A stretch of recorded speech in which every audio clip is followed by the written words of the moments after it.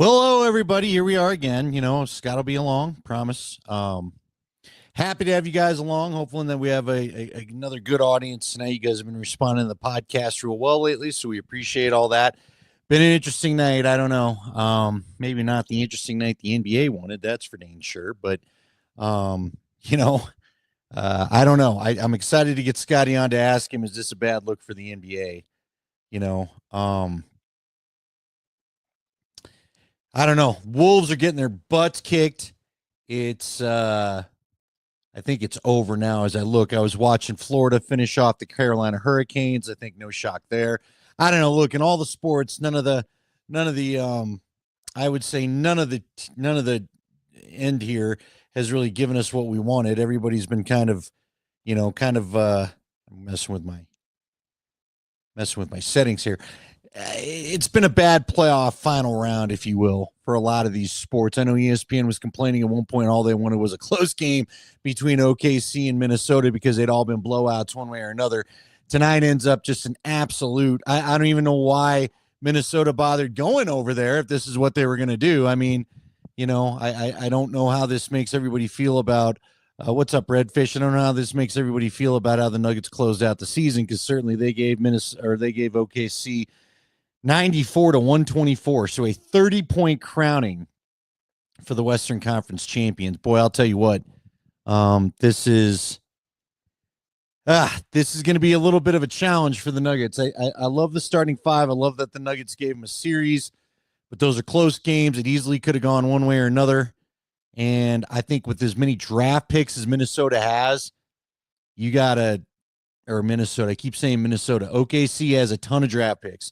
If there's a player they want, they could go get him. If they want Giannis, they could go get him. If they want to make a move up for a high pick, they could go get it. They've just accrued so many draft picks. They don't want to pay Lou Dort. They don't have a problem with it. They don't have to pay Lou Dort. It's just unreal. So I do think that, that's a situation where the Nuggets are going to be dealing with this for quite a while. So that's why I do think it's important that they get the bench kind of figured out there. So I don't know, man. We'll have to watch. We'll have to see. This is not going to be easy for them by any stretch at all. So this is why I hope, we heard from David Adelman today. We heard from everybody today. Nugs Nation says it. Taking them to 7 seems like it's an accomplishment. Not a fan of how OKC plays, but I'm glad Minnie got bounced. That's how I felt. I will tell you guys, I kind of felt like, Nuggets baby, a 1B contender in the West. OKC is going to extend SGA for $70 million per year soon. Yeah, so LV, they're going to have a lot of contracts to have to pay out. SGA is going to cost them. Chet's going to cost them. Lou Dort, it could be 70 to 80 million. That's not going to be cheap. So the Nuggets or the Thunder will start feeling some of the cap pinch that the Nuggets have had to deal with. So thank you, damn care. That's our gal. Anyway, it was interesting to have the press conference today from David Adelman.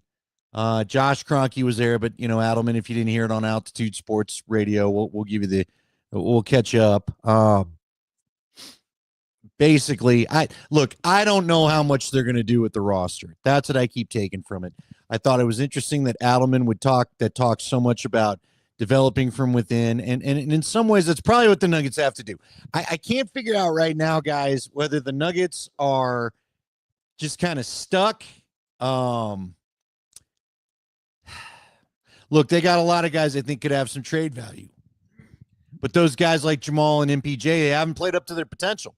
Someone's got to be your trade partner if this is all going to work. And, right now, I don't know who's trading. I mean, Nate threw out, thanks to Coin, I'm forgetting his first name, but his last name's Coin. He was on our morning show today, but he had thrown out there a trade where the Nuggets pick up 3 Bulls players, but one of them's not a great contract. And so the other 2 are parts that Nate thought, one player could be a starter, the other could be a bench guy, but you're picking up a bad contract that runs another 4 years. Now, I'm forgetting the guy's name, but I don't want 4 more years of a bad contract. The Nuggets need to clear contract space somehow.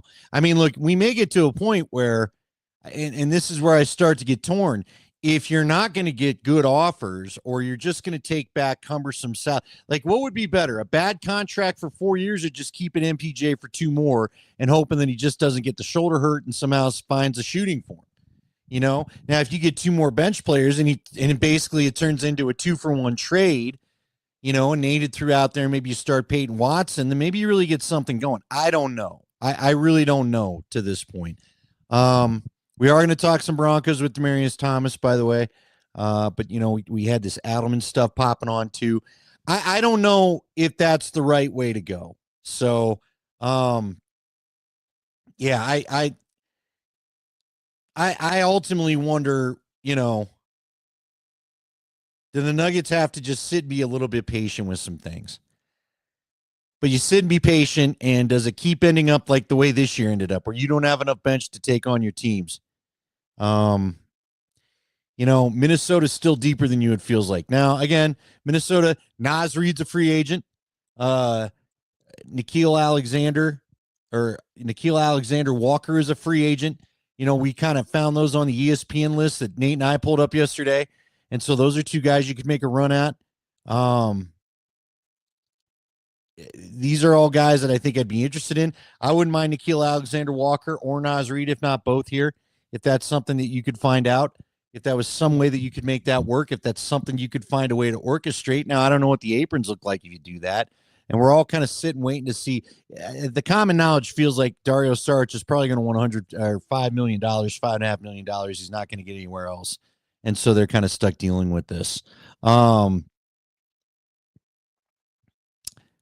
That said, I don't know what Westbrook does. I think a lot of us do. I do feel like Westbrook probably could go get paid more money if he wanted to somewhere else. And so maybe that plays into the Nuggets' hands and he opts out of the contract and whatever else. But, yeah, right now this is it'd be nice to have the $3.5 million. It'd be nice to have the, what is it, like $3 million for Westbrook, $5.5 million for Dario. That's another $8 million. You pair that with I don't even know what I don't know what Char's contract. I don't know what DJ. I don't know what money you save there, but they've got the mid-level exception. Maybe you could beef up your offer to make it a little more sexy. I don't know. It's just one of those where, Scotty keeps throwing out Steven Adams, the Athletic, for whatever it's worth, at the Nuggets, maybe running after Brook Lopez. These are all guys that you could try to make work. So I don't know. I don't know what they do. I would like to see them. I'm on record, for those wondering. I am on record saying I would like to see this team trade one of the core 4. And I think the most tradable commodity right now is going to be MPJ. And I say that in large part because he's only got 2 years left on the deal and he's still very young.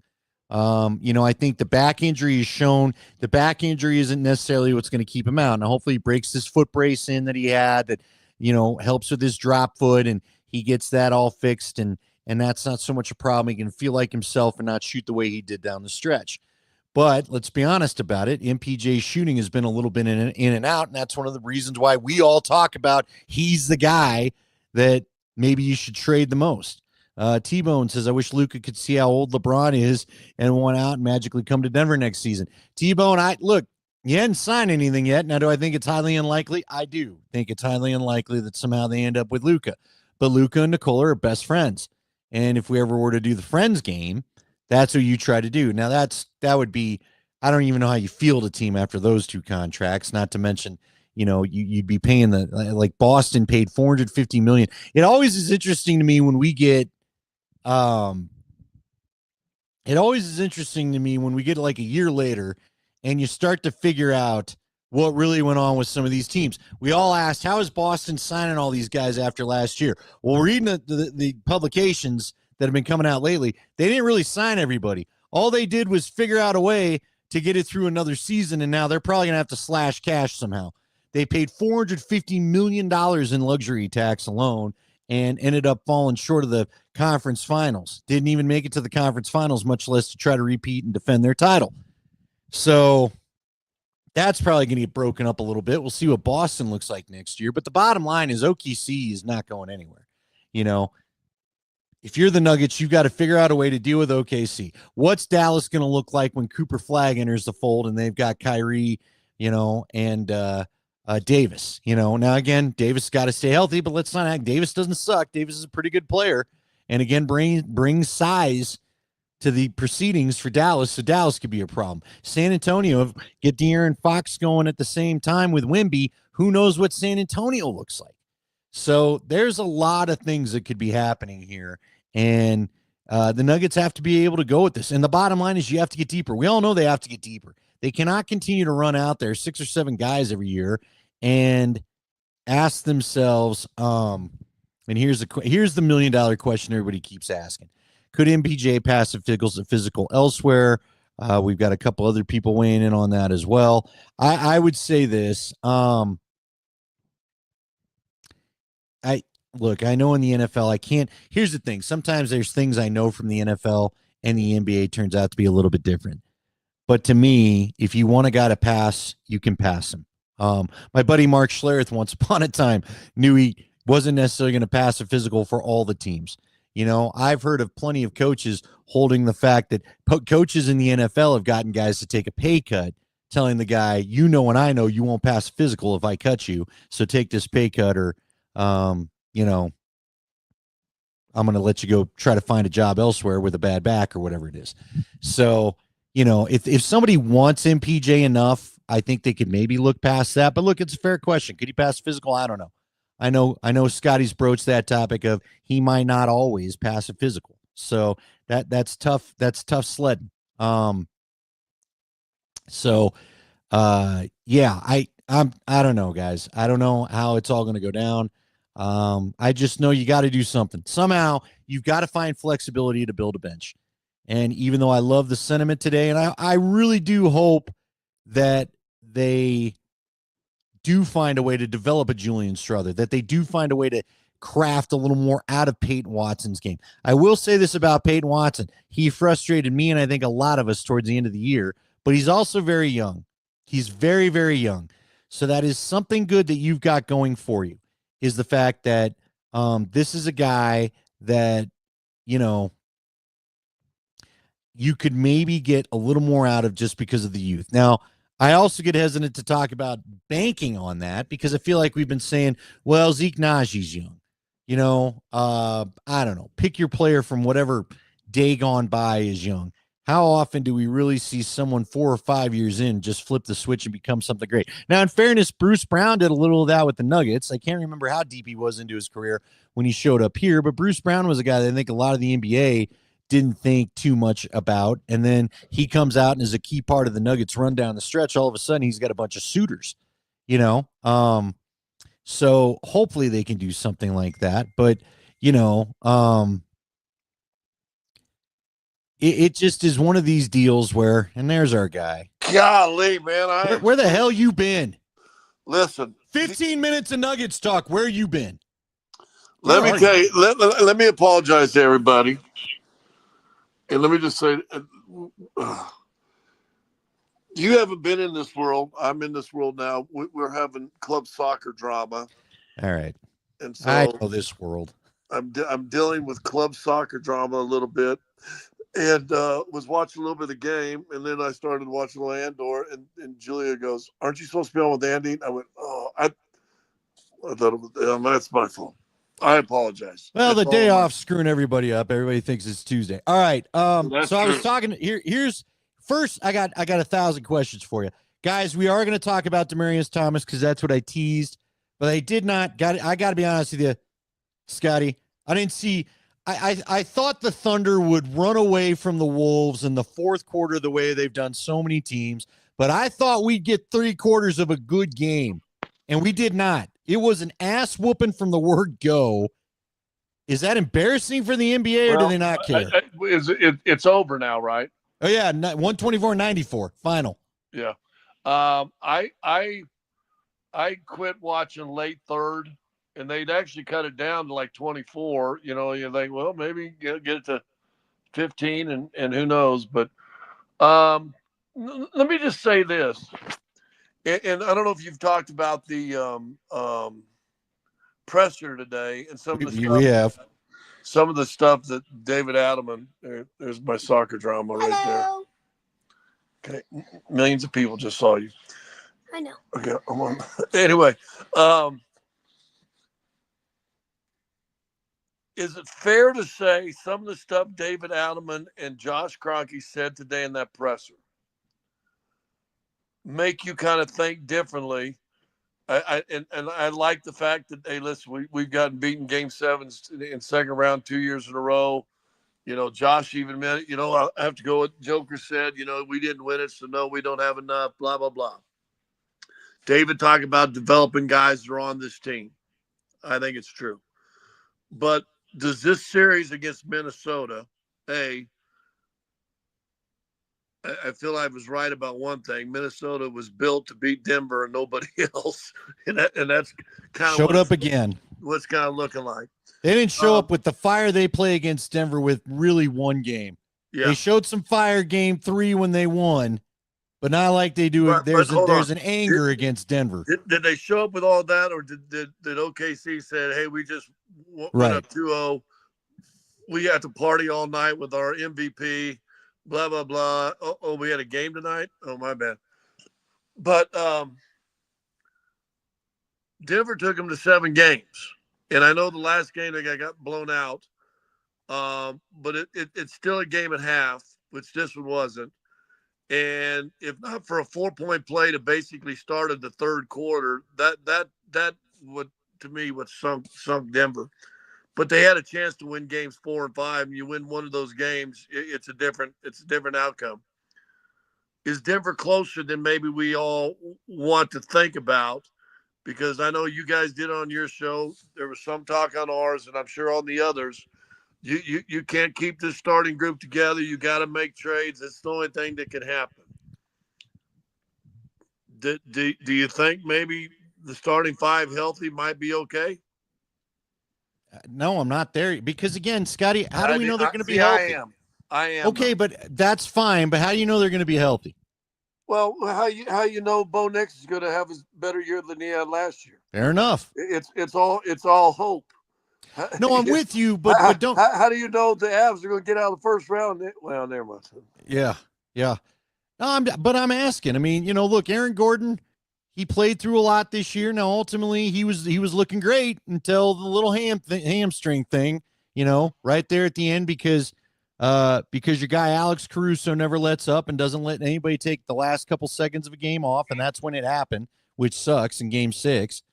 But I'm just saying, Jamal's leg has been interesting to say the least. MPJ before the shoulder injury, you've educated us all that even before the shoulder injury. Even when right, maybe it doesn't look right. Now, listen, I think when you have Nikola Jokic, anything's possible. And that ain't a homer take. I mean, he's just that good, Yeah. Barkley calls him one of the 3 faces of the NBA. Bill Simmons put out his pyramid of NBA players. The very tip is Nikola Jokic. The next 2 are SGA and Giannis.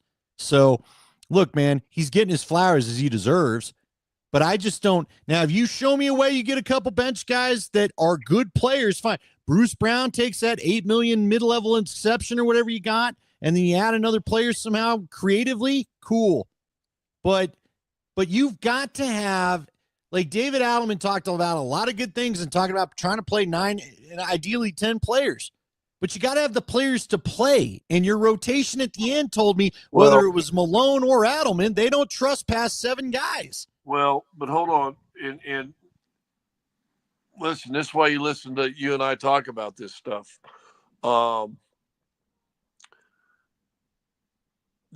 Without mentioning names, who he's talking about was Peyton Watson and Julian Strawther. Okay. And I've said that on this when you and I've been together a bunch, and I've said on my radio show, there's something about that kid that I like. He's listen.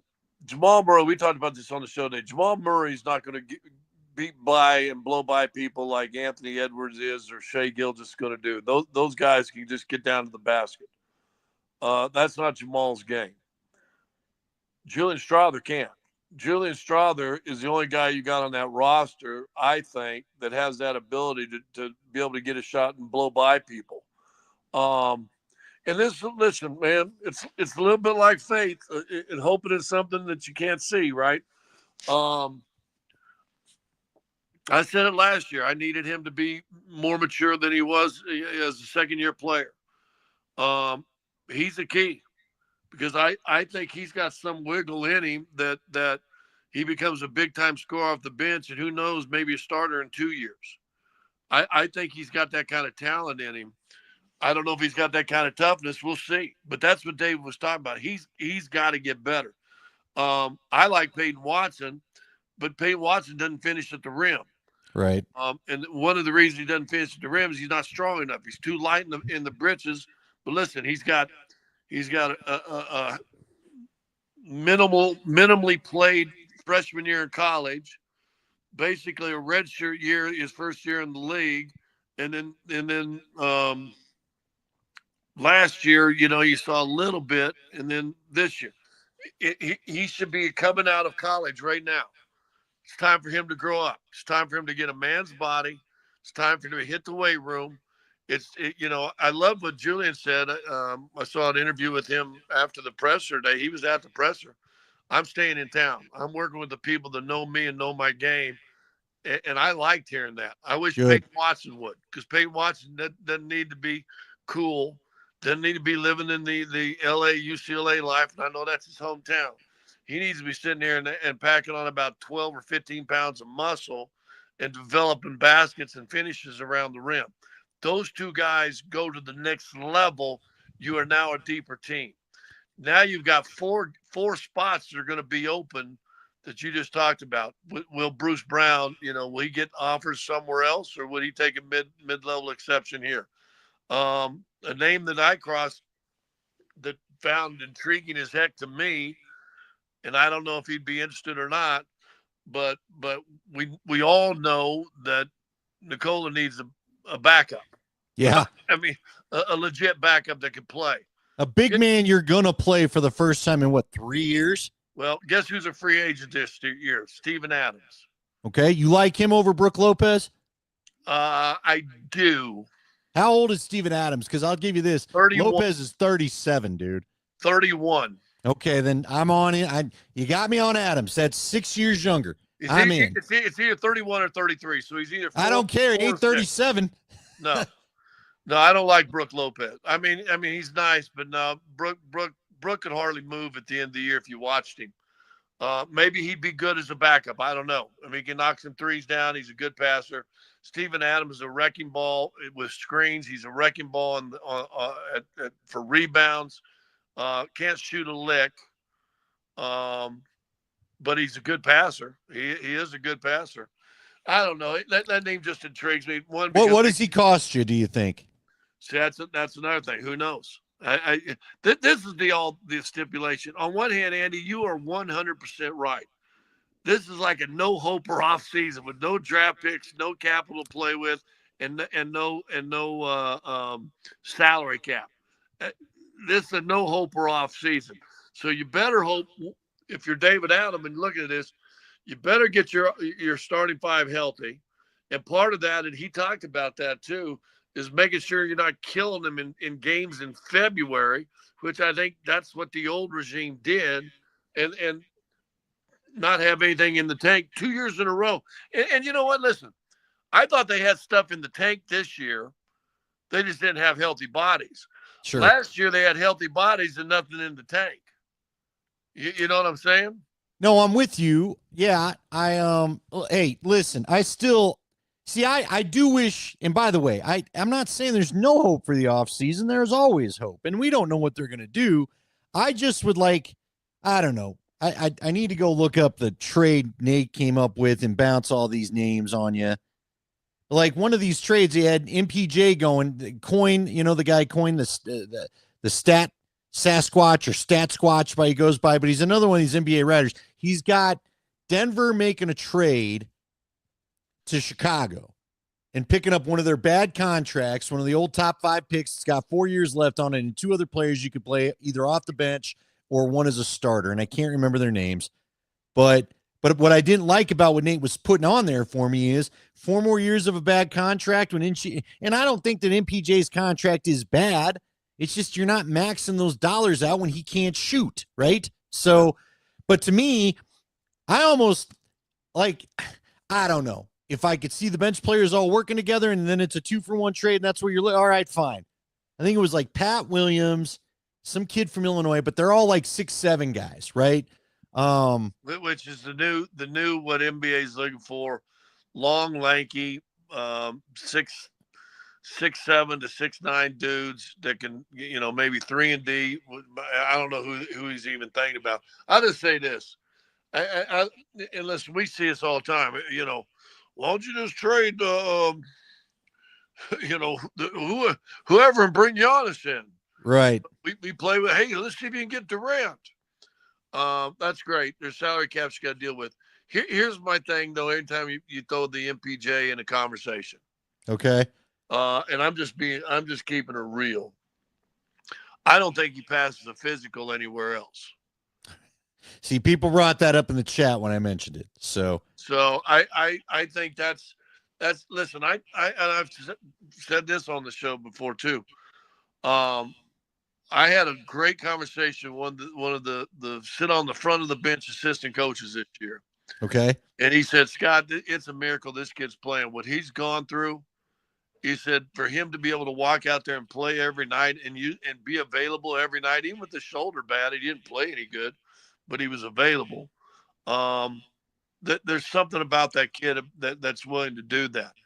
But he said it's amazing with the surgeries he's had and the issues he's got with his left leg that he's even playing.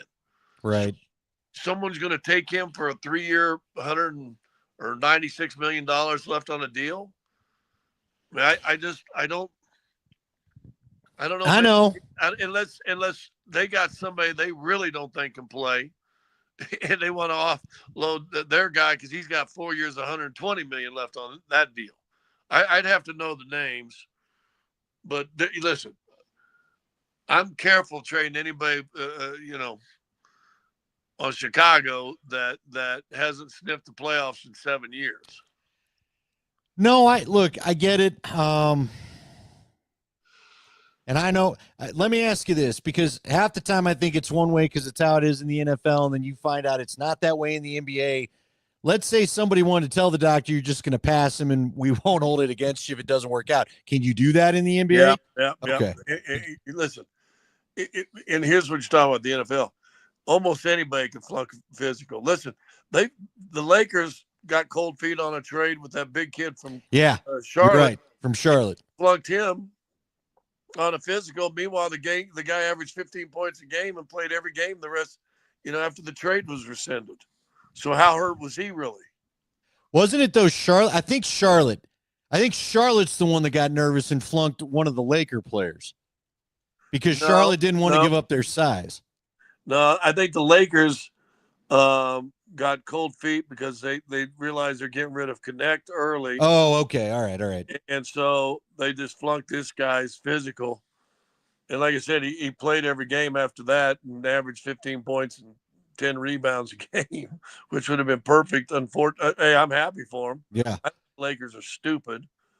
But I don't know, man. I'm listen, I just told you the reason I'm late. Not a good reason, but I have club drama, soccer kid.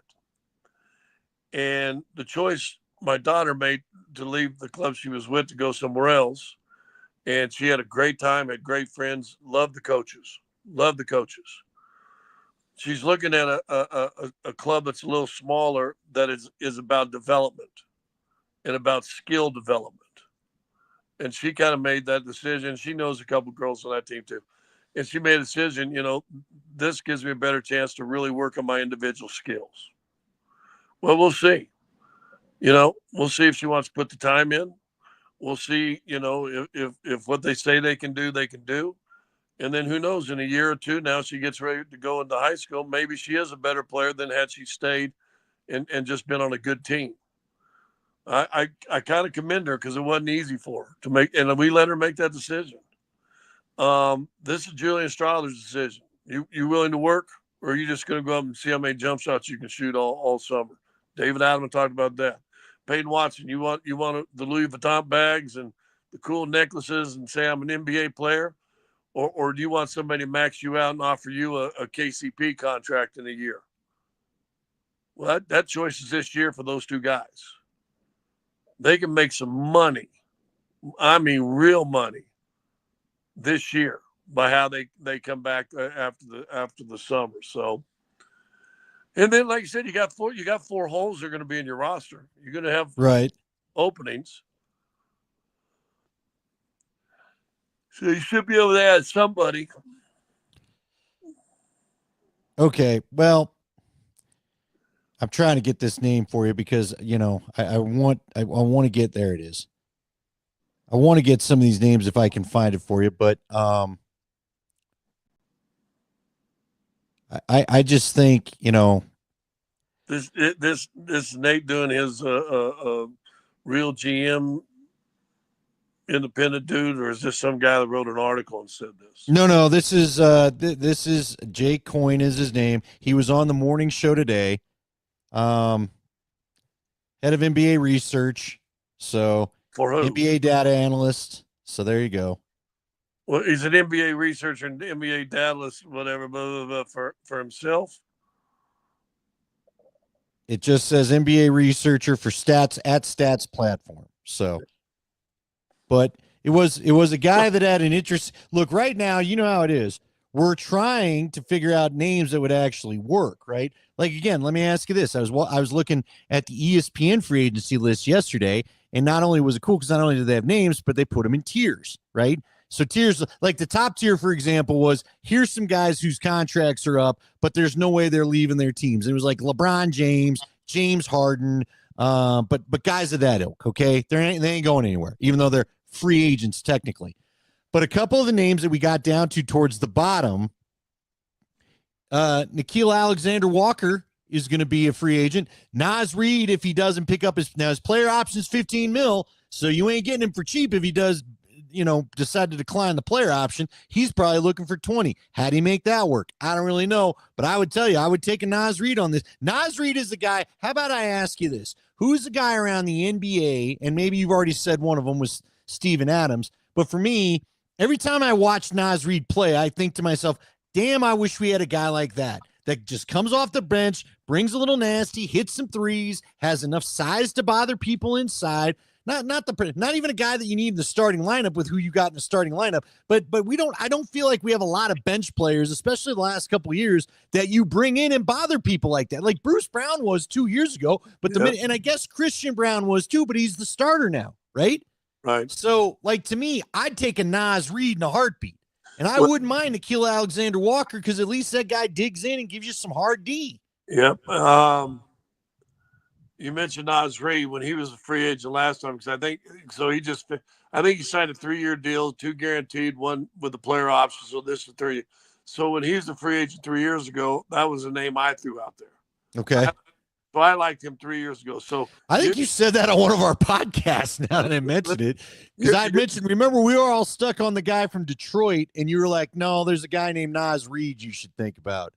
Who was the Detroit guy? There was some big kind of tough Detroit guy that was older. Well, might have been Drummond 3 years ago. Yeah, I think that was it. Andre Drummond or something like that. Yeah, I'd leave Drummond alone now, but yeah, Naz Reid would be perfect because he's used to coming off bench. He won 6th man of the year. Did he win 6th man of the year this year or last year? Might have been this year. And he'd be perfect. But I think you're right. I think if he declines it, he's not thinking 15. He's thinking 20.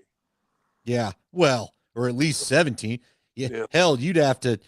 I mean, again, we got to be realistic about how much luxury tax you think that they're going to pay. I just got done. I was saying before you jumped on, the Boston Celtics paid $450 million in luxury tax. Remember, at this time after the Celtics won the championship, so not quite this time a year ago, everyone's going, how'd they do that? Well, it turns out they did it for 1 year, and now they're going to they're just going to blow that thing the hell up. Well, so then you got to start looking at guys over there, a matching contract. But then again, they're probably not looking for matching more than a year. But would Derek White be a guy that would be available? Would you like to be Derek White, come off your bench and be your 6th man? Yeah, Yes, I would like. See, I would like a Nas Reed, Derek White, younger, cheaper combo, something akin to fine, but two dudes that can come in, maintain sanity for the 10 minutes a game. You're just trying not to play Joker and some of the starters. You know what I mean? How nice would it be to keep Joker and Jamal or Joker and AG or whatever out at the same time and not be stressing about it, man? Well, listen, and again, and I don't want to. I like Michael Malone, and he was a buddy of mine, and I knew him since he was a college kid, really. Um, but he grinded for wins. He grinded regular season for wins, and especially the year after they won it all. You know, they end up winning 57 games, I think, right? But I mean, I think you wore the guys down a little bit, Right. and they didn't have much by the second round. And they did it, and you know they did it trying to play this man defense, get up in your face. Well, it's kind of like, remember we had the talk a couple, was it?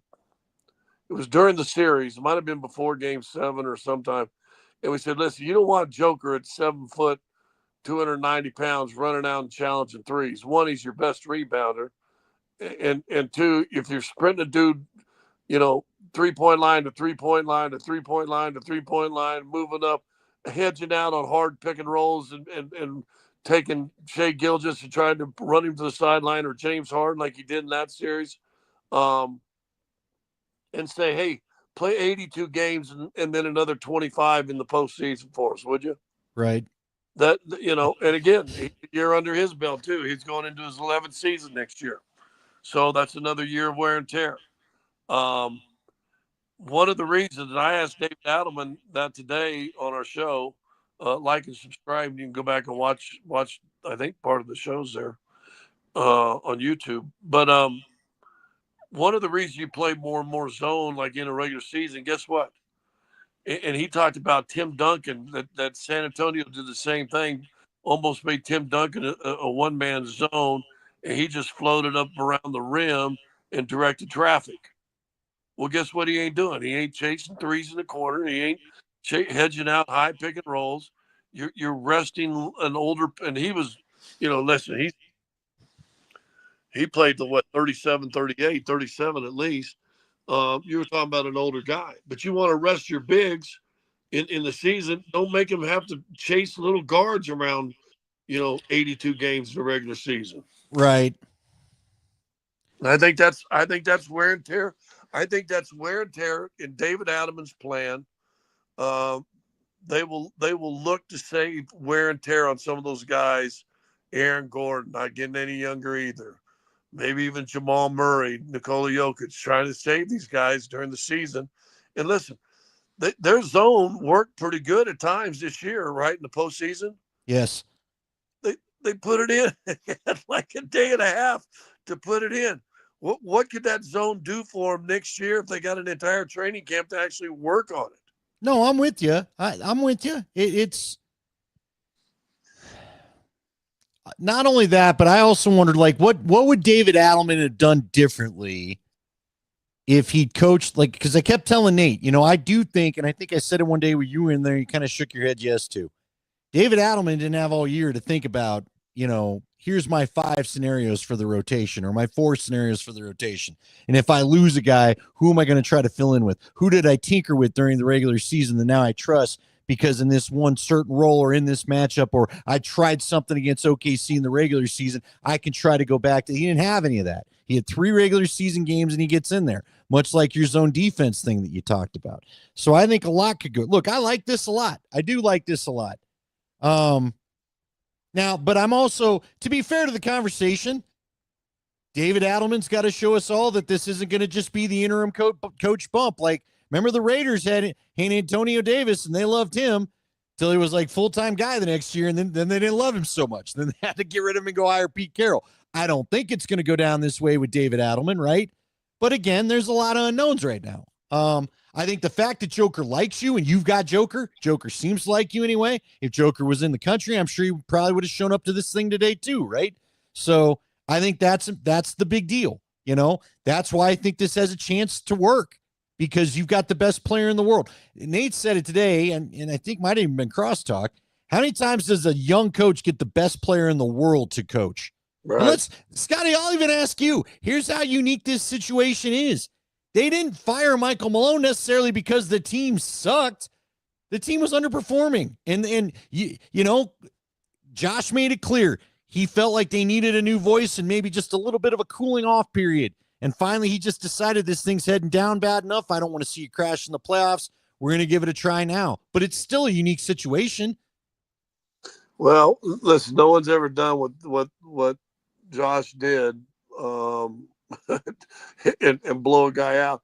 And I promise you, there's been a lot of teams that went into the playoffs knowing that unless some miracle happened, we're firing this cat.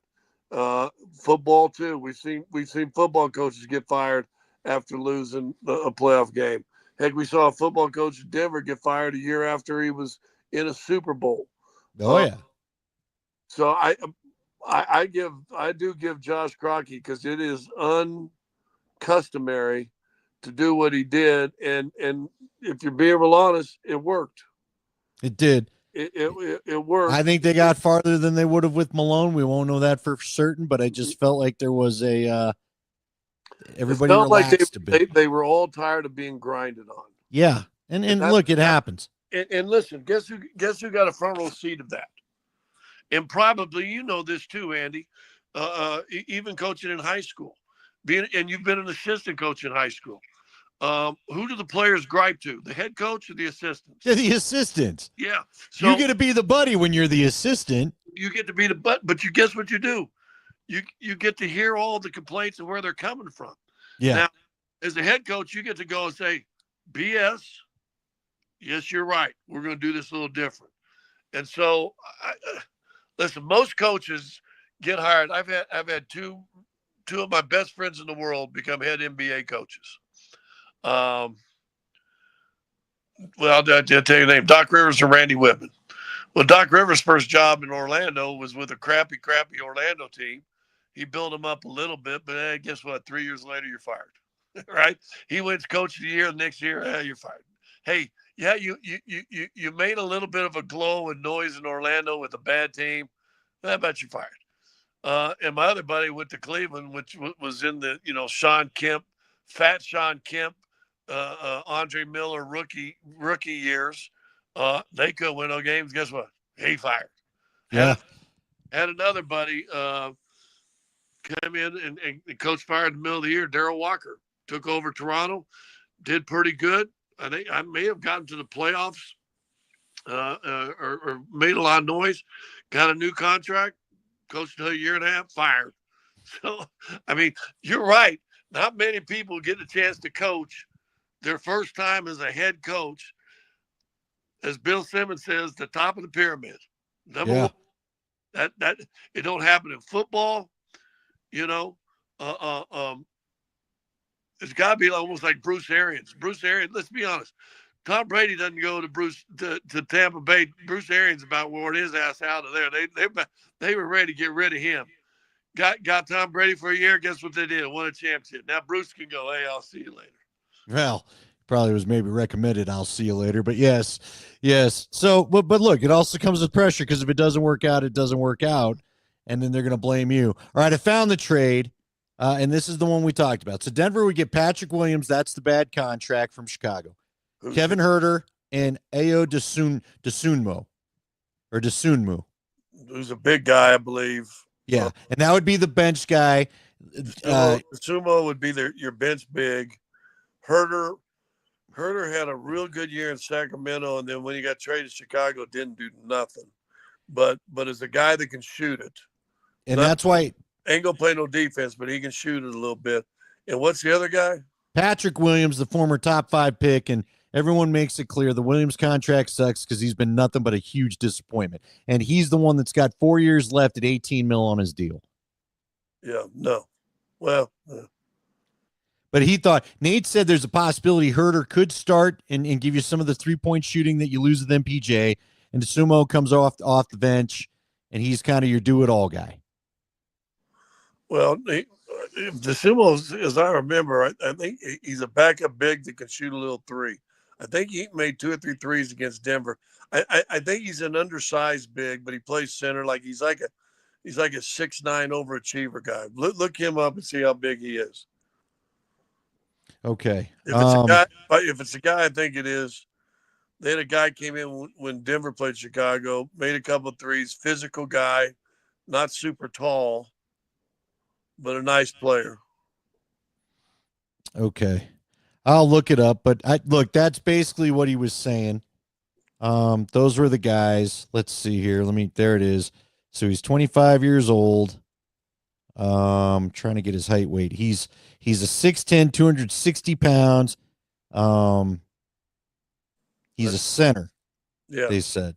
So 6'10", 260, and he comes in and maybe he's your backup big or whatever. But look, these are the kind of guys that we're going to talk about a little bit. This is going to be the aisle that you're shopping in, or in that case, you're trading MPJ for. The only problem I had with that was, again, I don't know if I want four. It's like, to me, I'd like, and I know it doesn't work this way in the NBA, but like if you're going to give up Porter, then try to get out from under the money. Try to buy yourself some fine. The point of trading some of these guys is get some financial flexibility, which is hard to do in the NBA because the contract numbers have to match up when you trade them. Like in an ideal world for me, you trade MPJ to a team that gives you another contract back that's got a year left, so the next year you can have your 36 mil back or whatever it is. You know what I'm saying? Right. So those contracts are valuable, and teams that aren't in the playoffs, usually you'll see them picking them up just so they can have an extra whatever against the cap. Yeah. Expiring contracts, they call them.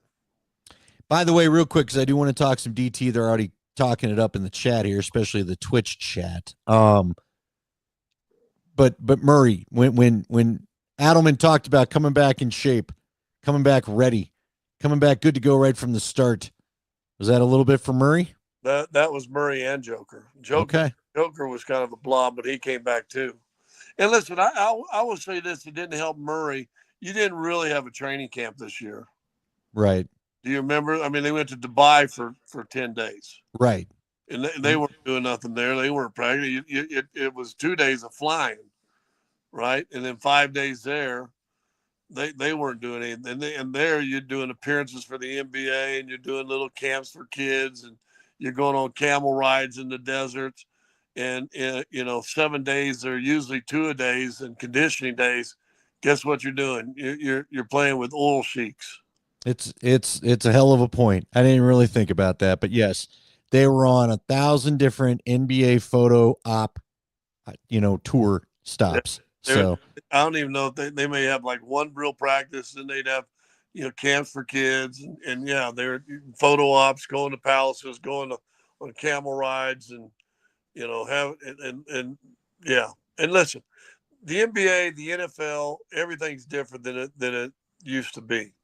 The NBA in my era, you came into camp to get in shape. That's what camps are for. And they're dang near 3-4 weeks long, and you had 10 straight days of 2-a-days, just about kill you. And then you'd have 5 or 6 preseason games. And then you get about that third preseason game, and coach say, "Oh, you guys aren't in enough shape." And so then the next practice was like 45 minutes of conditioning. It was horrid. But nowadays, listen, there's too much technology, too much stuff. The guys, there's no reason, unless you go out of country and live somewhere else, or at the horse races and the clubs. Listen, I talked to people. The Joker was not in shape when he came back. Now, he was in shape, but from the time the Olympics ended till the camp started, he was on parade.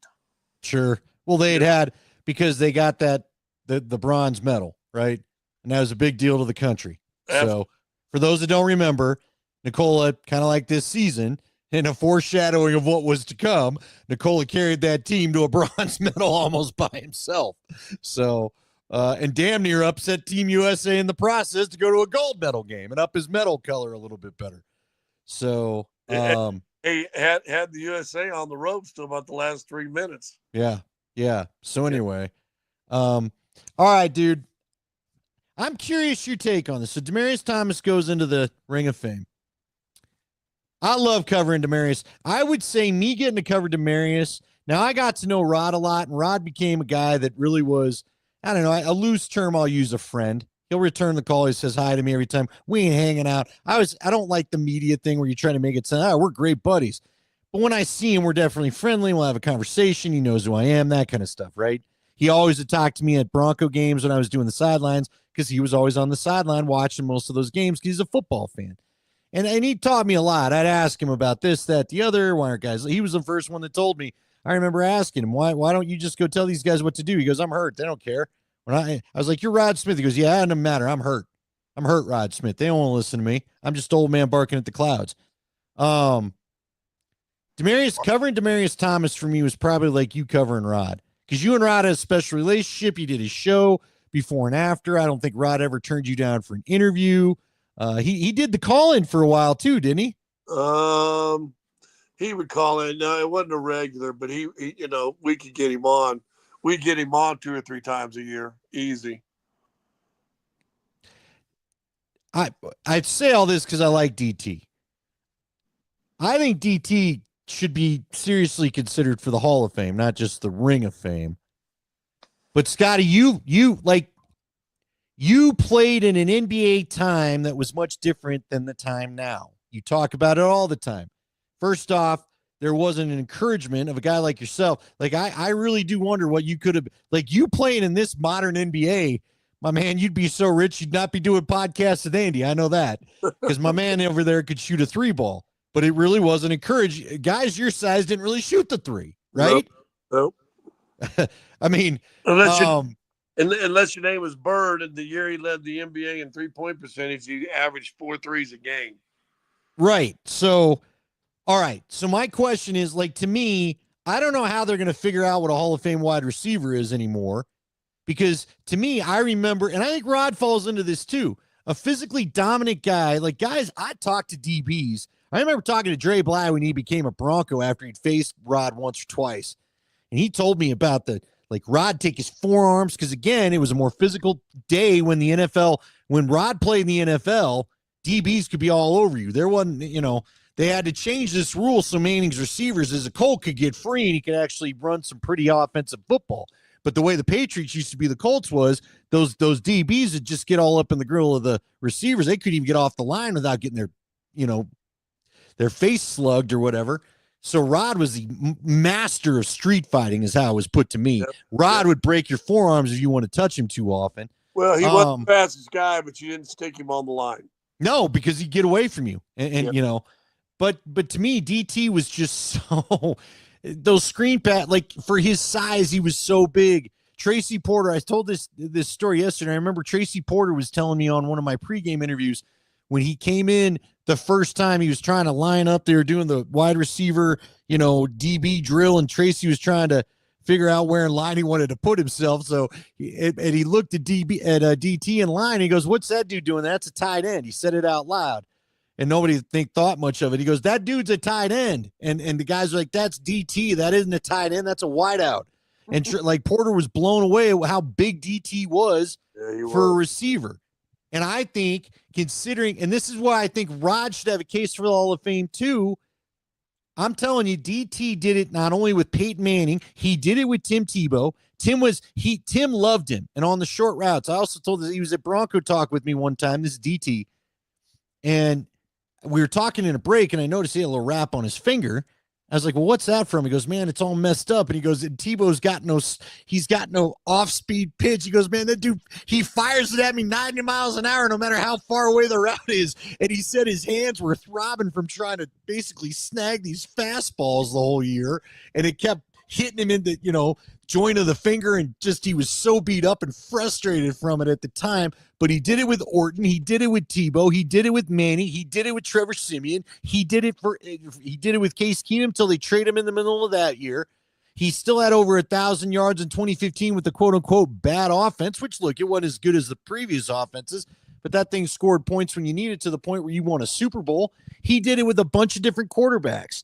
And I just think, I don't know who the next Bronco Hall of Fame may be, Von Miller, but I think DT should get some consideration. And quite frankly, I think Rod should get more consideration. Here's the bad thing with both Rod and DT. And I was the show ended. I was gonna because I'm now Rob is my ear, and as you said, he was I was close to him like you're close with DT. But I do got a good DT story, or not a story, but a memory. Um,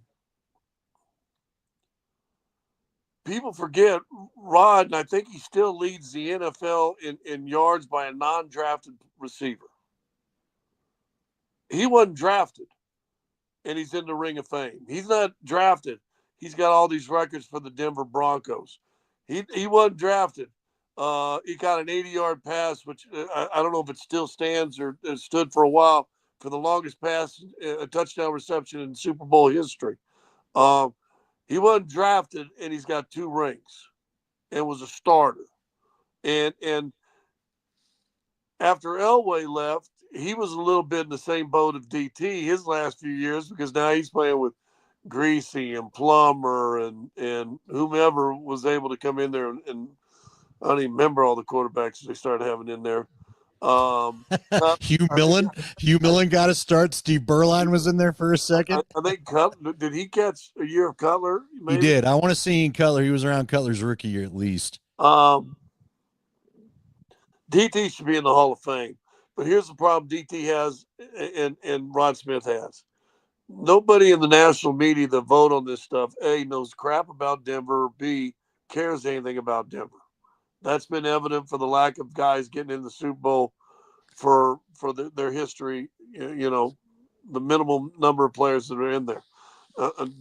Ware's in the Super Bowl, but he's a Cowboy. I mean, he had a couple of good years with Denver, won a Super Bowl. But let's be honest, he's known as a Cowboy. Gradishar, one of the greatest linebackers to ever play in the history of the NFL. And even the stat heads should look at it and go, wait a minute, he's averaging 200 tackles a year for a career or whatever it was. Are you kidding me? Floyd Little had to go all the way into the Veterans Committee to do. I've talked to guys that actually covered the Broncos when Floyd was playing. He said, Scott, here's how I judge if you're a Hall of Famer. If you're on the scouting report every game you play, and if you're considered the most dangerous and best player on the field against any team you play on, you're a Hall of Famer. That was Floyd Little. Look how long it took to get Floyd Little in before they finally acquiesced and said, oh, yeah, he was pretty good. He played in Denver with an AFL team coming over, and when he retired, he was the 6th leading rusher in the history of the league. And we're going to wait 40 years to put him in the Hall of Fame. Gradishar, 40 years before we put him in the Hall of Fame. I don't think DT will wait that long, but the NFL,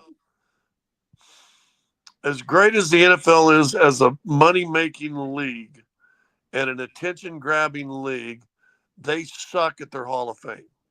They absolutely suck. There are guys that aren't in, that haven't got in. Some have had to die before they get put in. That should be in, and the NFL or the I guess the NFL says we don't have anything to do with the Hall of Fame. Well, their Hall of Fame has stupid rules, and there's a glut. So what's going to happen to what's happened to Rod Smith, and what's going to happen to DT is all these guys that had a little bigger names, played a little bigger places, are always going to be remembered because I remember his name, Demaryius Thomas. What? Was he that guy that died suddenly? And you forget what he did. You forget the Pittsburgh overtime game that he runs for 74 yards or whatever it was. And you just and let me get my real fast. And I'm long-winded. I apologize. But here's my recollection of Demaryius Thomas. And you and I before COVID, you and I the 9 years we worked together at KOA. And then, the next 10 years, 15 years after that, you used to go out of training camp, you'd sit up in a little tent, and you'd do your radio show every day. Every day. Out there every day. And the one thing I can remember for the time that Demaryius was here, he always was on my show. He always would walk over, and sometimes they stick you over in an inconvenient place. He would always walk over, and I always had him on a show, whatever show I was on. I can't say that for all the great players, all pro players, Pro Bowl players that have played for the Broncos. I can't say that about. But Demaryius Thomas, every year I knew we were going to get Demaryius Thomas in the tent, and he was arguably, well, he's the best receiver you had, but arguably the top, one or two players on your team. Oh, easily. Every year. And I think you'd agree with that, Andy. Every year, DT would talk to us. Every year, he talked to us. There was one year, by the way, Peyton Manning told Jeff Legwold for his story about the 2013 offense that everything flowed off of how the defense played DT. Not him, not Welker, not Julius Thomas, not Eric Decker. When they got to the line of scrimmage, whatever they were shading towards DT is what they then played off of.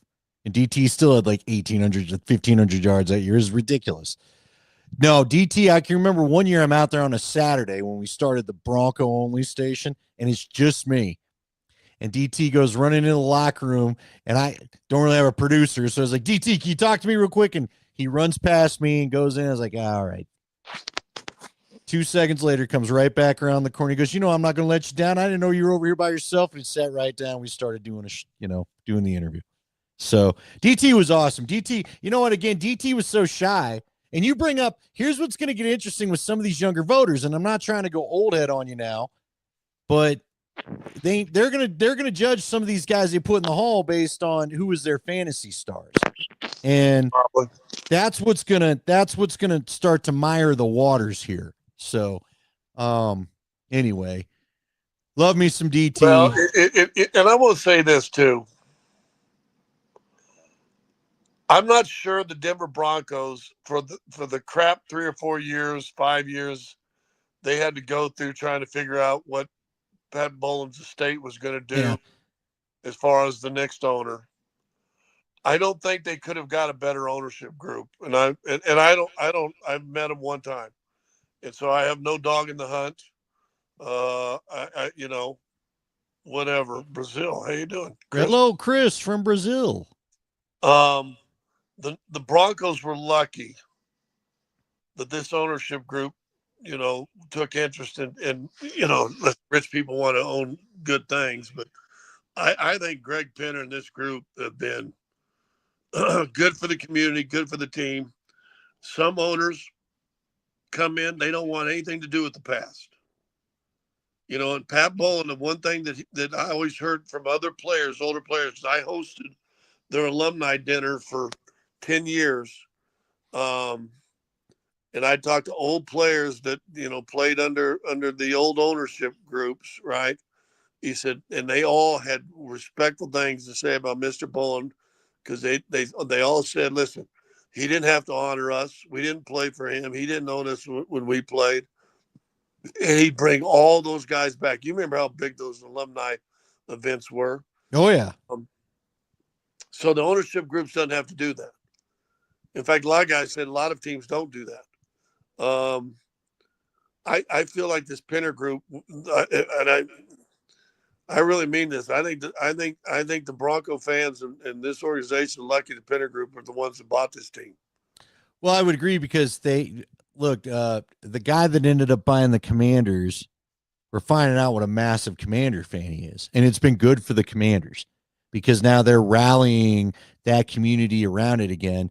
Well, the Penners, I'm not going to try to paint it as if they were the most diehard of Bronco fans, but they have a connection. They at least knew what it was about. They understood that stuff, right? Well, they vacationed here and had a ski lodge here. I mean, so they knew the community. Probably spent winters up at the ski lodge watching a Bronco game. Yeah, well, and they knew the history. They knew the tradition. Yeah. They brought back the cool 77 uniforms last year. By the way, dude, how we were talking about the other day, because I asked Nate, who were the last two that went into the Ring of Fame? I forgot Riley Odoms went. How was Steve Foley not in the Ring of Fame before? I could have swore to you Steve Foley was in the Ring of Fame before that. It blows my mind he was not. How is that possible? It's funny you bring that up because that's the one name, and I got to meet Steve at those alumni things. He was the one name that every year then they talk about it. The Dave Logan, he always would throw Steve Foley's name in there. He said he said the hardest I was ever hit in my 9 years in the NFL was a helmet I took in the ribs by Steve Foley. So, Steve would come on the radio show with us, and him and Dave, they'd be cracking it up, and I'd always remind Dave, where's that sore spot on your ribs where Foley's helmet hit you? Yeah, listen, there's still probably, if we went back and started looking real hard, there's a lot more guys that probably ought to think about putting up in there. That's funny too, because Steve Foley was at Larry Zimmer's memorial service last year. Had a lot of good things to say about, apparently Steve and his wife had bonded with Larry and his wife Bridget over being Cajuns. So told some good stories about that. I guess some jambalaya. I think it was Steve's mom's jambalaya he would only share with Larry because he knew he was a true Cajun, or she would only allow it to be shared with Larry, is what he said. So, good jambalaya is. There you go. got a little something for you. By the way, you disappointed me greatly this week. It was a sad day because you and I are talking. I think it was just yesterday, and I went on and on and on about all this great homemade ice cream. And I thought if one guy could understand how happy I am to have found some good recipes and have 3 different types of ice cream makers to make it, to be my pal Scott Hastings, who used to swing on a country swing and look for the fireflies and just spend a night evening with a little wheat in your mouth or something. And after I go off on this 5-minute soliloquy that you were polite enough to let me go off on, you go, I don't eat a lot of ice cream. Listen, I love ice cream, and I'm gonna be honest. I've talked myself out of ice cream because you know what? I know a lot of old dudes, and all they want to do is about 9:30, 10 o'clock at night roll in. They're going in, getting a big ass bowl of ice cream, and they're sitting there watching Sports Center, and then they put it in the sink and they go to bed. And listen, I got to fight and work out my ass just to stay as fat as I am, And also, you're telling me, because I love ice cream. I can make this new mint stuff, and I got this cinnamon flavor. And I heard if you crunch cookies, you have cookies and cream. And I'm like, man, I just gained 4 pounds listening to that damn conversation. Dude, I blended up some strawberries, put it into this vanilla mixture, and it was like strawberries and cream as an ice cream. And listen, it ain't even Bluebell's got a touch of fake strawberry. I hate fake strawberry flavor. Like the Starburst fake strawberry, you know what I'm talking about? Yeah. Or fake banana. I like a banana, but I hate fake banana flavor. It's disgusting. It's called chemicals. Yeah. But this thing, it's like a little that on your Sara Lee pound cake. If I bought you a sleeve of Oreos, could you make me a little Oreo vanilla Oreo? Yes. I could, because I found out, seeing right here, I got this here, Nugs Nation. I got a Ninja Creamy. I got a Ninja Creamy. I got the old wood bucket you put ice in around, and the little silver thing spins dry ice. around. Is it dry ice or ice? I just use ice, but I feel like my dad might have used dry ice like way back in the day to do it right. And then I got another, I'm forgetting what the other one is here. I can go look it up on my phone because I was looking up recipes for it. But yeah, man, listen. It's the Cuisinart. There's a Cuisinart where it's a machine that just simulates the bucket. So I got them all. I'm going to be $4 bills by the time we get to football. Listen, I might be the new left tackle. And you've been trying to lose weight, right? Yeah. So, and I'm a friend. Now we're just going to put this out with the public now. So you're my friend, and you're talking about working out, and you're telling me I get back to my push-ups, and I'm walking the dogs and walking them separate so I can go for more walks and blah, blah, blah, I'm losing weight, and he go, hey, Scott, I got 3, not 1, not 2, but 3 ice cream makers. Yeah, and I do. Andy, I do. Will you have some ice cream tonight now that we're talking about it? I had a little cinnamon before we got this thing going.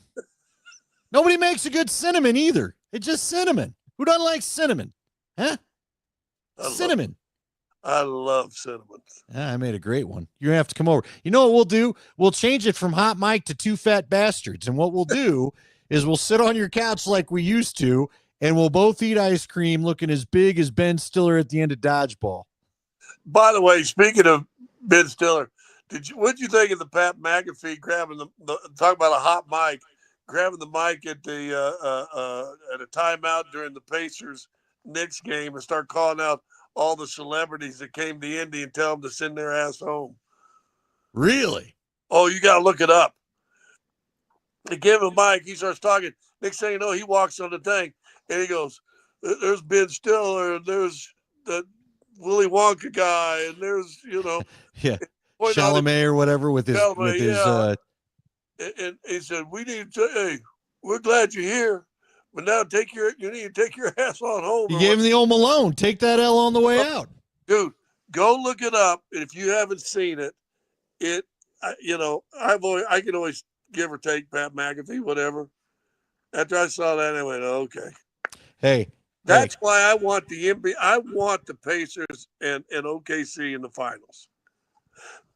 See, again, Nug Nation knows all about it. He knows where it's at. Mix-ins for the Ninja Creamies. I'll make you a special pint of that too. That's cinnamon. By the way, I got a guy, and if you're listening, if you're out there listening, Redbeard, I guess I won't use your real name, even though I know it. Just hassling me about the Stars and Nico. I'm sending you our little Stanley Cup ring as soon as your boys get dumped tomorrow. As soon as they get ousted out of the playoffs, I'm sending the ring. Are we going to have Edmonton and Florida again? Did Florida? Oh, yeah. Yeah. Yeah. They're down 2-0. They came back and won tonight. Dude, it was brutal. They were down 2-0. They scored goals 30 seconds apart to make it 2-2. Then they went up 3-2. Carolina fights its way back to make it 3-3. And then Florida ends up getting it 4-3. And then I think they added an empty netter to make it 5-3. And so they're on to the finals. By the way, I asked Nate, and I want to ask you as a former athlete. Rob Brendamore was like 0-14 until they finally won that game in conference finals. 0-14. Would you have to think about firing a coach who couldn't win a conference finals game? Like, that sounds absurd because at least you got to the conference final games. Wow. But, dude, like, you went 3 or 4 years without winning a damn game. You kidding me? Wow. Yeah, that is a little rough, isn't it? What would you do if we always talk about you being a GM of the team. If you're GM of the team and your coach was 0-14, you're getting swept every year in the conference final. That's at least 3 conference finals you were swept in. And then you started out 0-2. What would you do? Well, I guess eventually you have to overlook the 112 points you're putting up every year in the regular season, don't you? Yeah, I guess. I don't know, dude. I just think that is rough, man. Hey, they're going to win it again, though. I don't think Edmonton's tough enough. Don't you talk that way. We can let our Canadian friends have the cup for a year. I wouldn't mind Edmonton winning it. I wouldn't either. I like McDavid. I know everybody's going to get all pissed off now because whatever. Everybody hates me for one thing or another, except ice cream. They do. Hey, you had them on ice cream. We all can agree on ice cream. We go old school. We do this podcast sometime this summer, from the basement on the couch, smacking ice cream, and we get people to send in their best ice cream recipes.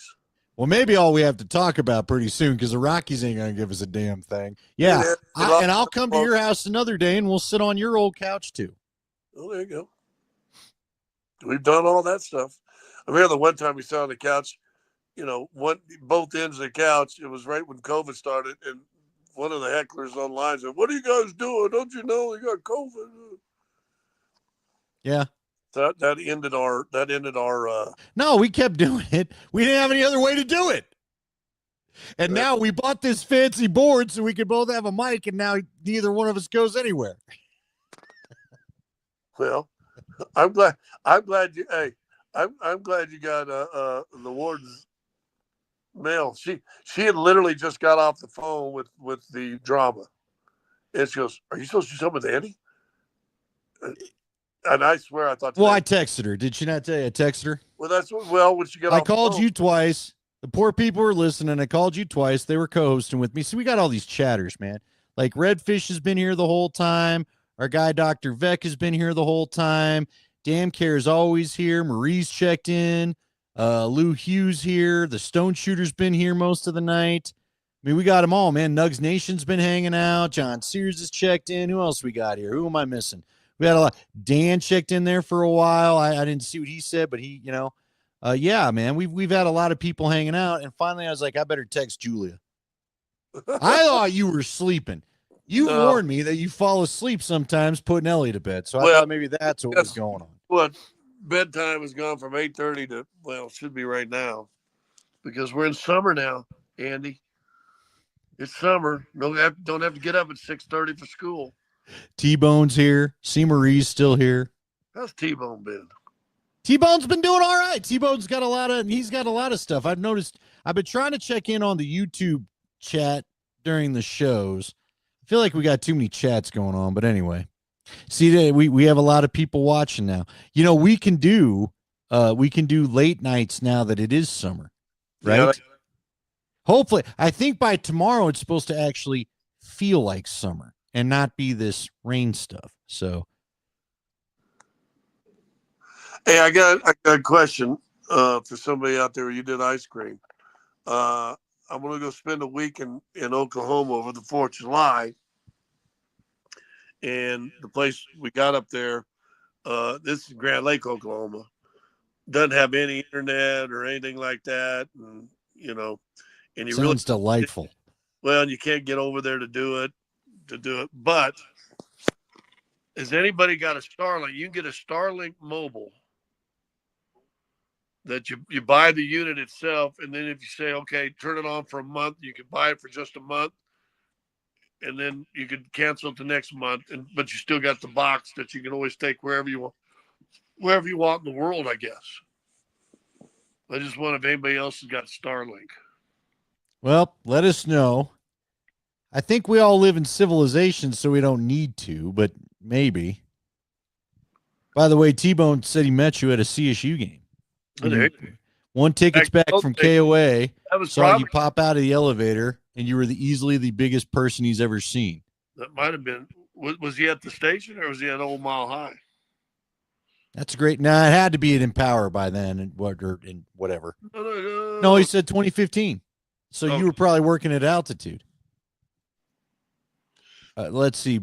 So Marie says that she's heard a lot about it, but I don't have one. Heard that you can take them wherever you want. We don't know about just buying for a la carte here and there. So, well, the warden looked into it. It's like $300 for a unit, and then it's like $100 something a month. But it's just a month, however long you need it. So if I'm gone for 10 days in Oklahoma, it might be worth it.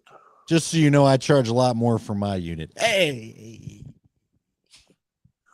Really?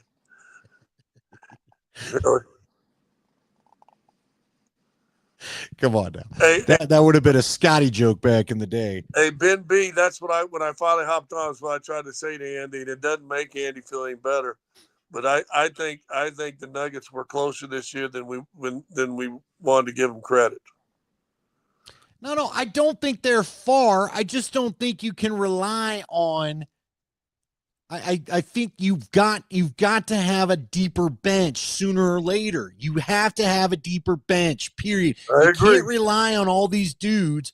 You're right. When healthy, they're hell to be reckoned with. And they showed that for the first 9 games of the playoffs. But then they weren't healthy, unfortunately, and you had to play 14, right?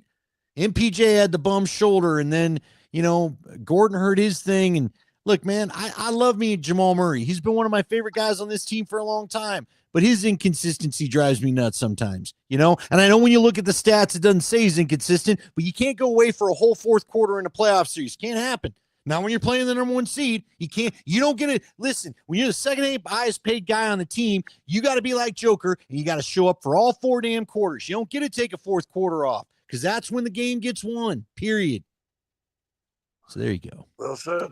Well said. John Sears says you can lease satellite phone units, and yeah, here's T-Bone. Rogan says that he's used it. Yes. Now, see, everyone's coming in again. Now they're all back. Watson, Trey Alexander, and Deron Holmes are all 22 years old. Yeah, but I mean, Dan. Deron Holmes, we don't know what we got. Obviously, missed the entire year with Achilles. You know, he'll be back for training camp, maybe even rookie this summer. But, you know, it's still probably going to take you a few months after that. Watson's a big key. Watson could really, you know, you got to hope the Watson's eating 20 plus minutes next year during the regular season. But Dan, he's got to get a consistent offensive game. You cannot say he's a critical linchpin and not know what you're going to get on a given night from. Because again, if we're being honest about it, Dan, and look, I love Peyton Watson. He's a fun guy to talk to and all that kind of stuff. But to me, Watson is a guy where he had a little bit of I'd go to grab a rebound, then I'm knocking the ball out of bounds. I can't have that. I can't have you blow the layup at the rim. I don't need you to become Michael Jordan of scoring, but when you're cruising in for a layup, that's got to go in. Yeah. You got to have it. Can't blow those points in the playoffs. That's called, you got to be able to finish. You got to finish in this league, especially when you're 6'8", 6'9". That's exactly right. But I think getting a little stronger will help him with that. Dan does want to know, do you think they'd let Deron Holmes play in Summer League? You know what, Dan? It's funny you'd ask that. I've asked the same thing. I don't know. What do you think? Well, he heard it in the first game of Summer League. So when Summer League starts, it'll be a calendar year. And I'm sure he's already running and doing stuff like that. He started warming up more before games. So it may be time to see where he's at. But that's a scary thing when that happens, man. That first time you jump, he's probably already jumped, but now you got to go back and go play real basketball. Ben wants to know: do you think the Wolves going to be a problem, or do you think this playoff series does something to them? It's 2 times in the Western Conference Finals they've been dumped pretty quickly. Again, they're built to beat Denver. I think they're built to beat Denver, and they're not built to win a championship. Stone shooter, let's see. Holmes is 6'10", and is he a full 6'10"? Would you say, Scotty? Yeah, I think he's pretty legit. Okay. And look, he looked athletic. Man, he had a great first summer game, but then yeah. But Summer League's Summer League. Listen, here's why I don't get too worked up about Summer League, because Hunter Tyson was a star of it a couple years. And Hunter Tyson can't seem to find his way on the floor consistently. So right. Now, is it Hunter Tyson or the coaching staff? Honestly, I don't know. You know, I mean, we knew Malone didn't love playing, didn't love having to play rookie guys. And most veteran coaches, I feel, kind of fall into that one way or another. So anyway. If Hunter's going to be an NBA player, he's got to get bigger and stronger too. And we've been on a long time. We probably ought to wrap this up. I got my cat here. Has decided it's about time for bed. See him over here? Yeah. That's a lonely other. Is the warden just standing around there wait for this to end so she can finally lay down? No, they're probably down. She'd probably sleep on the couch. Well. All right. Well, I hope the drama passes in the travel leagues. And next week, we'll go 9 o'clock. 9 p.m. Wednesday is 9 p.m. Y'all be here. Wednesday, June 4th, 9 p.m. We'll say happy birthday. Well, mine's 3rd, but you're welcome. Well, but we'll say happy birthday. What, we're going to do a special birthday June 3rd? Make sure you call me because I'm off Monday, Tuesday. A lot of I don't do my birthday on the radio anymore. Had a baby. Yeah. All right. We love y'all. Maybe by the way, breakfast on my birthday. Well, I like that. Here, Dave started doing that too, remember? Except he went to Mexico. What are you doing? I'm staying here. I just don't want to be around the radio. I don't want to, happy birthday. It is a big one for me, man. This is a big birthday for me. 60? 65? Boy, you look like shit. No. With that, we'll say goodnight. Oh, good night.